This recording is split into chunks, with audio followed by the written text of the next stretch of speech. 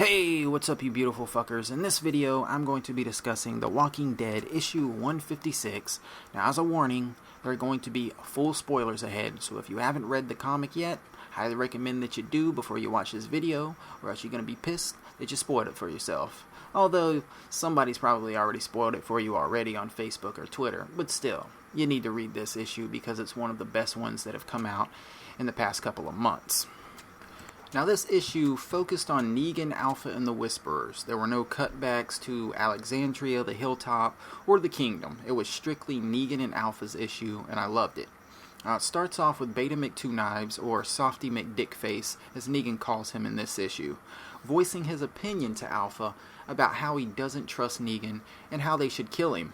Beta and Alpha then get into a little argument about him questioning her judgment, and she asked if Beta wanted to challenge her, and Softy McDickface becomes a little bizitch and bows to Alpha, claiming he will never challenge her and asks for her forgiveness. So she obliges and sends him on his way.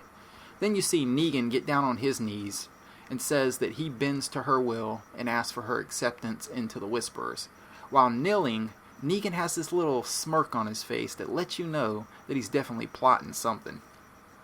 So she accepts him, and he ends up saying, "I got an erection," mentioning his dick as Negan normally does in pretty much every issue that he's in. Alpha tells him that she doubts he will survive this, takes his knife, and Negan responds saying, "Do I get a skin suit?" And then Alpha says, "Nope, not until you earn it." Then it shows some panels of Negan helping the Whisperers, loading trucks, feeding horses, killing boars, sitting at a campfire with Alpha, chopping wood, and then he gets attacked by a walker. He starts yelling, saying, "You're not gonna help me?"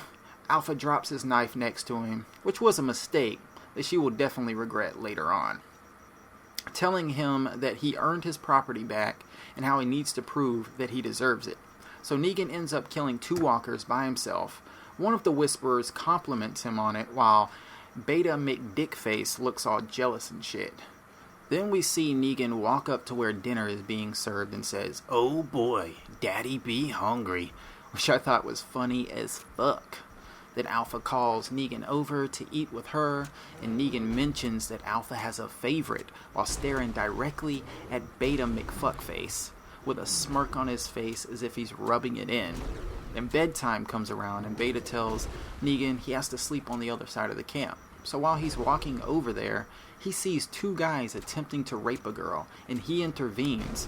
And some of my favorite lines from the issue are sprouted out of Negan's mouth. I mean, he goes full octane Negan and says, "Tear my pants off, prick. See what I got. I'll knock your fucking teeth out with my swinging dick. Last chance. You force yourself into that woman, and I'll force this knife into your dick hole."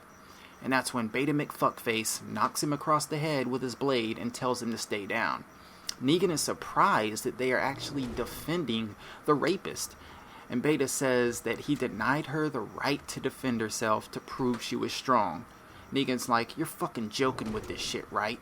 And Alpha responds with, "I know what you were trying to do, but it's not our way." Negan's like, "Maybe it fucking should be." Then Beta's bitch ass says, "You cannot allow this insult to go unpunished," and he gets taken to a distant part of the woods to sleep alone away from the Whisperers. That's when Alpha comes up and mentions that Negan has gained her respect and trust, which I'm sure is what Negan really wanted to hear. Then they have somewhat of an in-depth conversation about the ways of the Whisperers. Negan says some cool shit like, "If that's how you do things, you're so fucked in the head you might as well be dead bodies pretending to be alive." Alpha responds with, "She was weak. If you protect the weak, they never become strong." Negan says, "If they're not protecting the weak, they're animals." And Alpha responds by saying, "We are animals."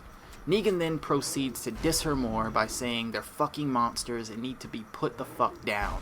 He also says he's done unspeakable things, but always for the greater good. Which is kind of true if you think about it, because at the sanctuary, sure, there were guys who were murderers, but there were also women and children who him and the Saviors were protecting. The reason Negan killed somebody from another group was to show them that he meant business so that they would give him the food and supplies to take back to his people. So, while most people see Negan as an evil individual, he's really not. He's just somebody looking out for himself and his people, and someone you just don't want to fuck with. So anyways, after a few more lines, Alpha starts to walk away while crying, and Negan tells her to get the fuck back so that they can talk more. She shows her weakness to Negan, which is what he's been waiting on. Negan ends up calling her a hypocrite because she has Beta 2 knives protecting her, but she doesn't allow other women to be protected by anyone. Then she mentions her daughter and starts crying even more, saying she's not strong. Negan even mentions how he lost somebody very close to him right before the apocalypse occurred, which is something that we've been able to read about recently in the Image Plus magazines released over the past 3 months, where we found out that Negan did in fact lose his wife, right before the apocalypse broke out. But anyways, he starts talking about how he doesn't feel anything anymore. Doesn't feel sad, doesn't feel happy, doesn't feel scared.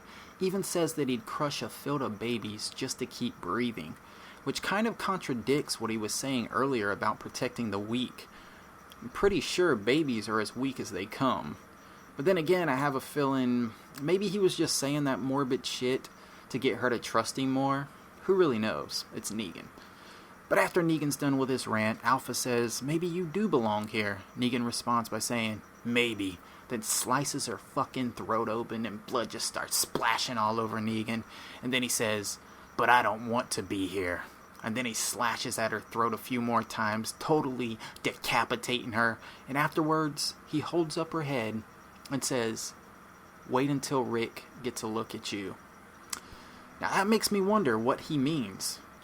Is he going to leave the Whisperers camp with Alpha's head, take it to the gates of Alexandria, and give it to Rick as a peace offering to let Rick know that he doesn't want to be enemies anymore, he wants to be allies? That's what I'm assuming, but I don't really see Rick or any of the other Alexandrians trusting him. I don't think Rick will ever be able to get the sight of Negan bashing in poor Glenn's head with Lucille over and over again out of his head. Every time Rick looks at Negan, that has to be what he sees. And it's not just Glenn's death either. Negan is responsible for more deaths in Rick's group than that. So I wonder if Rick would look past that since Negan took down Alpha and be willing to allow Negan to become a part of his group and live in Alexandria, knowing what he did, or if they just capture Negan and put him back in his prison cell. I honestly don't even know why Negan would want to risk going back to Alexandria and risk being captured or killed when he was free to live however he chooses outside of the gates. I don't know, maybe he developed major respect and admiration for Rick since he locked him up instead of killing him during All Out War. I don't know. Now Negan's always thinking ahead. Like when he left Alexandria, he knew that he was going to meet up with Alpha, and he already knew that he was going to kill her. So what if he already has a plan in motion where he kills Alpha, takes the head back to Alexandria, gets in Rick's good graces, and while he's in Alexandria, he's going to wait to get Rick alone, then he's going to kill Rick and take out 2 of his enemies with 1 head. I don't know. I don't see that happening, but, the comic can be quite unpredictable. Now, the next issue is the first one of the Whisperers War. There's going to be a total of 6 issues in the Whisperers War series, so I'm interested to see where this goes.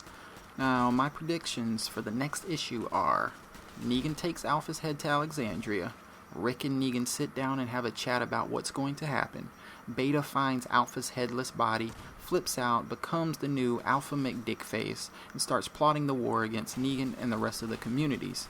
And we may even find out who was on the radio talking to Eugene, and we may see if Aaron actually survived.